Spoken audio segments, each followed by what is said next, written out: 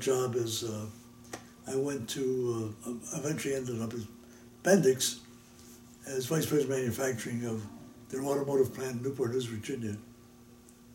I ran that for, 3.5 years. They were going to move to some podunk place out in the middle of nowhere, and I said, no, I'm not taking my family there. And something came up at West Clocks, the clock down in Atlanta, and I applied for it. There was a friend of mine in Wisconsin whose brother-in-law was the general manager at Bendix. Mm-hmm.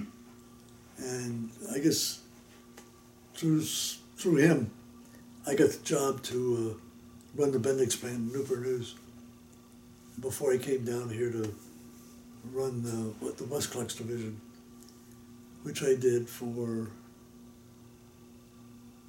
3 or 4 years, I guess. And they brought in a new president. Oh, and I ran West Clocks for 1.5 years when they put a guy in to run it was about as dishonest and incompetent as you can imagine. Mm-hmm. And they had to do something, so they made me the general manager. But after about 1.5 years, 2 years, they brought in a guy that they thought was going to be a big hero. He happened to be an ex-GE man from Canada, who I think he thought I knew more about him than I did. Mm-hmm. And what I didn't know about him was not too good anyway. And he and I didn't get along at all. Mm. And so finally, after 1.5 years, 2 years, I took an early retirement because we weren't getting along at all. Mm-hmm. And the corporate people said, okay, keep it. He didn't last much longer after I left either. So, to sum it up, I've been in everything. I've been in finance and marketing, engineering, manufacturing. I've done everything, made a lot of mistakes, learned a lot.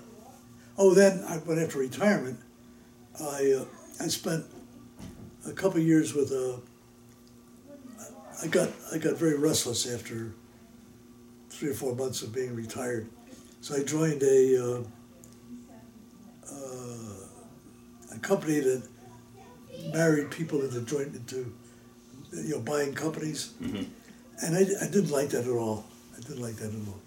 And I saw an article in the Wall Street Journal, little thing saying in New York there was an outfit called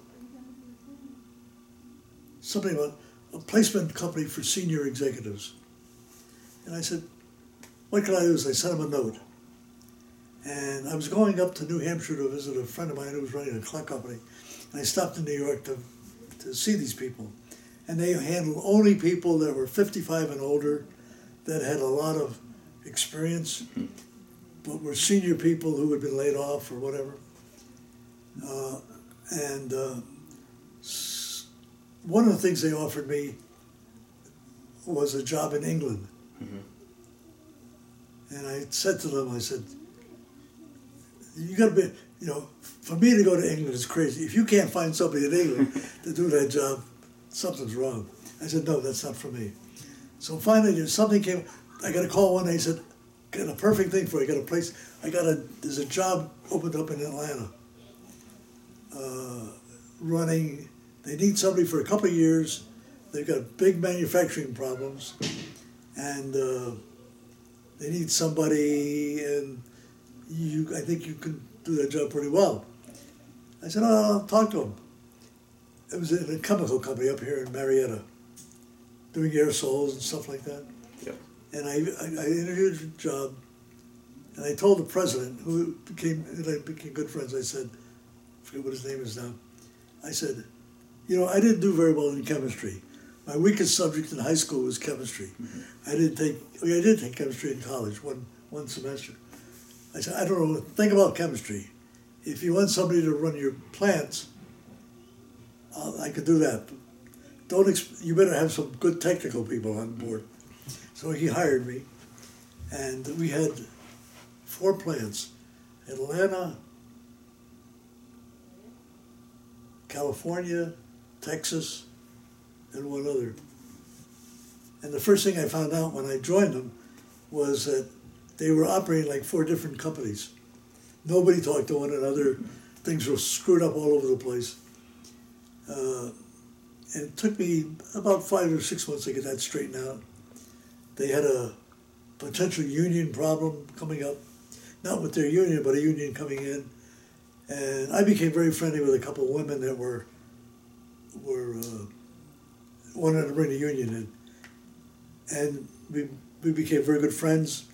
I started holding a monthly meeting with hourly people, no supervisors, just me and them. Mm-hmm. And they could say whatever they wanted. They knew they could trust me that I wouldn't carry it any further. I did 1 or 2 things that they thought had to be done, and we got rid of the union problem. Mm-hmm. And then it was a company that had been bought and sold a couple of times, and they were owned by an investment company up in Chicago, and they had so much debt that had been built up with these people that buy in, make the company borrow money to buy them, Mm-hmm. and then they're saddled with debt. Mm-hmm. There was no way the company could ever make a buck. Mm-hmm. And every month we'd have a meeting with the people from Chicago, and they would complain about not making a profit. And I'd sit there, it was the general manager was the one that took the heat all the time. And finally, the investment company sold the company to an individual who was a specialist in turning companies around. And we had a meeting up in Chicago, and that's when it was announced that everybody was fired from our staff, except me. The guy who they brought in came in, he said to me, he said, "I've heard a lot about you. I want you to stay with me." And I did. And he and I, we were still good friends, and he let me do what I wanted to do, as long as I kept him up to date. Mm-hmm. And even like these aerosol dispensers that I got from China, I was with them about a year and a half, and I said, "Hey, we're buying these dispensers at an outlandish price from a company here in the U.S., and every year the price is going up." I said, "I got a couple of friends in the Far East that do contract manufacturing. Would you be interested in my seeing if they'd be interested in doing this, taking this project on?" And Kevin said, "It's up to you. You do it. Go find out." So I did. And one of the guys in Taiwan said he was too busy. He really couldn't handle it. But this other friend of mine took it over, said, "Yes, I'll do it." And we had, when was 1993? And it was 2004 when we finally wrapped the program up. Mm-hmm. I think we made almost 1 million of these dispensers. It was very profitable for me. I mean, I got a small commission on, but it was so many of them Mm-hmm. that, I had a good relationship. The guy in China I knew very well because I'd worked with his company before, and it was just a marvelous experience until the company was going to be resold again, and then I got out and closed up the whole program. So that's the history, a little bit more than a nutshell. So I've been around I've been into a lot of things, Daniel, and most of it has been fun and enjoyable. I worked for maybe 2 people I really didn't care for in this whole scheme of things, Mm-hmm. but that's the way it is. And I remember telling one of my grandchildren, he didn't like one of his professors at school. I said, that's a learning experience. Mm-hmm. You got to learn to live with it, because when you get out in the world, every so often you're going to meet somebody that you have to deal with that you don't like. Deal with it. Mm-hmm. If you don't like it and you can afford it, you can leave. Yep. If you can't afford it, you better learn how to live with it. But it's been fun. I think I've done it all. I've never in my in my mind ever thought I would be involved in things I've been in. Manufacturing, when I started manufacturing, I didn't know the first thing about a conveyor or time standards, or, time watch clock studies and things of that nature. I remember once in Syracuse, when I was promoted to general foreman. It was an assembly line, the final assembly, test, and sub-assembly. And I took over as general foreman of test. And the testers were learning how to cut corners. They were on individual piecework. So they got more units out, but they didn't always do a good job. And I remember finally getting together with them one day, and I said, look, guys, I can't do what you're doing, but I know what you're doing. I said, my background's electrical engineering. Mm-hmm. Let's not screw around. The first guy that starts skipping part of the procedure gets fired. And I'm here to work with you. You got a problem, come see me. We get that problem out of the way, and everything kind of smoothed out again. But it was the very early days of television, and there were a lot of headache days, But we lived through it. Anyway, that's it. What? Why did you go to GE to begin with? Why was that your first stop? Okay, when I was at Virginia Mm-hmm. and interviewed when I was graduating, I had two offers. One from GE and one from General Motors. And so I went to one of my professors, Dr. Brazil, never forget his name, who had been with GE some years before. And I said, Doc, I don't really know which one of these things to take. GM was the GM Institute up in a great thing up in Flint, Michigan. I think it's a 2 or 3 year program. Sonny, what was her? Abelman, Grossberg. You remember the Grossbergs? I'm not sure if I do. Friends of Jane. Okay. They lived Mm-hmm. on the same street with Milt Steinberg. Okay. Their son asked me about it one time when he had a chance to go to General Motors Institute. I said, take it. It's the best. I think he went to Tech, I'm not sure. And he's not with them anymore, but he's had a fabulous career. Mm-hmm.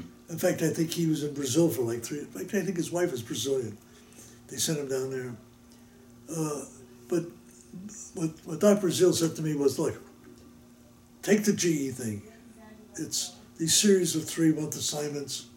Give you a chance to look around a little bit. When you get done with that, you can go to any company in this country that you want to go with. Don't worry about a job. The experience is invaluable. I mean, you can't duplicate that anyplace else. I said, okay. So I went with GE. That's how I got to GE. I was going to stay 2 years and transfer. Mm-hmm. Find a job somewhere. So I ended up 16 and a half years. Yeah. And at what point did you start your international relationships? 'Cause I know you went to China early on. It's in the relationship between the U.S. and China. That started when I was with Westcocks. Okay. We bought travel alarms. They had a joint venture in China. They had a joint venture in Brazil, and a joint venture in Mexico. Mm-hmm. I made a little. I'll show you which. I still have one.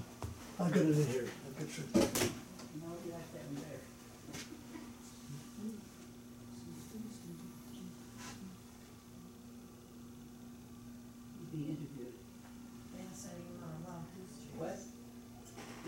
Sent him on a wild goose chase. How's it going, Daniel?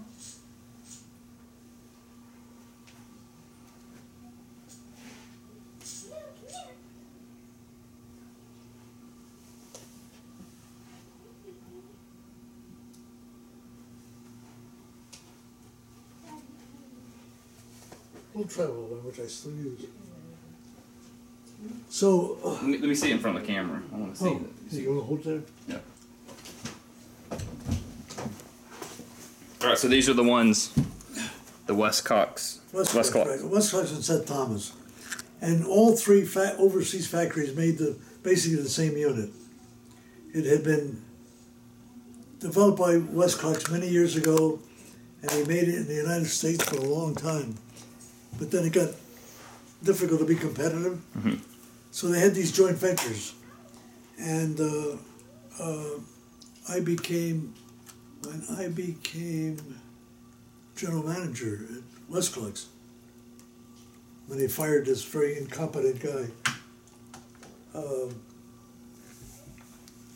think one of the first things I did was made a trip to Hong Kong to better understand what was going on. And I became very friendly with the group out there. There were the president of the company, which was a privately owned company, Georgia Tech graduate, and then the three guys, the manufacturing guy, another manufacturer who worked for him, and the financial guy. Three guys I still correspond with, pretty regularly. So I went out there, and that was before that, when I was with Bendix, I think my first international experiences was going to Germany. When I was with Bendix, we started a multi-million-dollar program to build the fuel injectors for Cadillac, under license from Bosch. So I went over there a couple times on that project. I went over once. Who was I with? Bendix. Cadillac had a problem with the very expensive Cadillac. I can't think of the name of it now.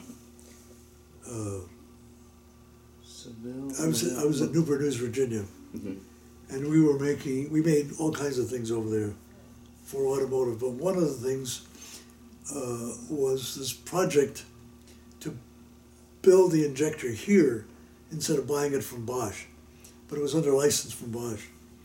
So I went over. That was one of the things. But prior to that, or concurrently, whatever, Cadillac had this fuel problem with their engine on this car, and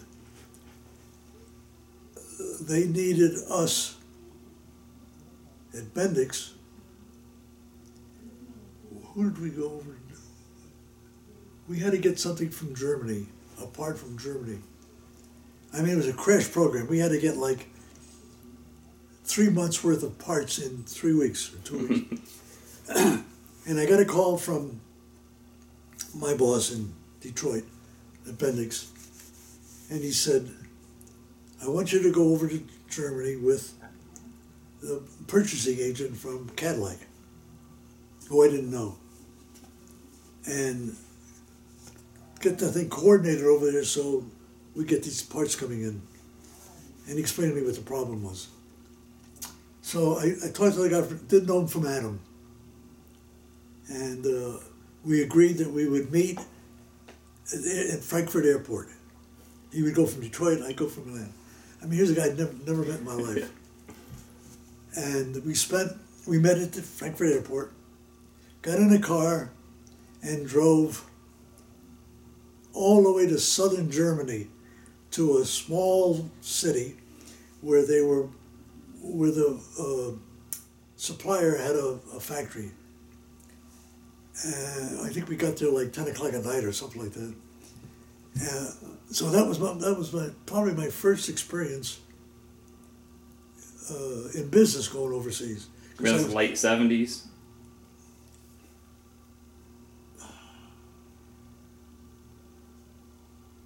'70s, where was I? I left GE in '66. That was to Borg. '79 to Bendix. No, '79 I came here. '75 to Bendix. Middle '70s, somewhere late '70s. And then you were in China after that, early '80s? Yeah, right. 1980, I think, was my first trip to China. And South America. Down to see the people down there. And Mexico, to see all three joint ventures. But Dick, I forget the guy's name at Cadillac, we became very good friends. And I mean, we were at it like 16, 18 hours a day for first 3 or 4 days. And he was a purchasing, he wasn't a manufacturing guy. But we became really buddies. And the day we were leaving, or the day before we were leaving, he wanted to bring some things home for his family. So we went into, I may have told you this story, we went to a department store in Stuttgart, I think it was. And he's looking around, and he says, "Oh, yeah, I'd like to, how do I tell the lady what we want?" I said, "Dick," I said, he was Norwegian and German, but he didn't know a word of German. I think his mother was, I think his father was Norwegian, his mother was German, didn't know a word of German. I knew a little bit, but not enough to converse with a sales lady. I said, "You know, the thing to do is just point to something, point and mutter. Say something. Point and mutter, P-O-M, point, P-A-M, Pam. Okay, point and mutter. Point and mutter. That's what we did. So when we came back home, and I did see him up in Detroit a couple times. Whenever I would call his office, when we were getting all these parts in to get going, and his secretary would say, can I tell him who's calling? I said, she got to know it. She said, "Just tell him Pam is calling." Yeah, it was a crash program. It wasn't Bendix's fault, but we had a critical part that had to go into the sub-assembly that Cadillac was making to fit into the what is that, the high-end car? Seville? Cadillac? The Seville. The Seville, the early Seville, yeah. So it was Europe first, and then I got into and then I used to go back to, when I started with Westclox and took over the purchasing as well as the general management. I used to go to China 2, sometimes 3 times a year. Sometimes for, usually at least 2 weeks. But one trip was 6 weeks because it happened right over Chinese New Year. And Chinese New Year was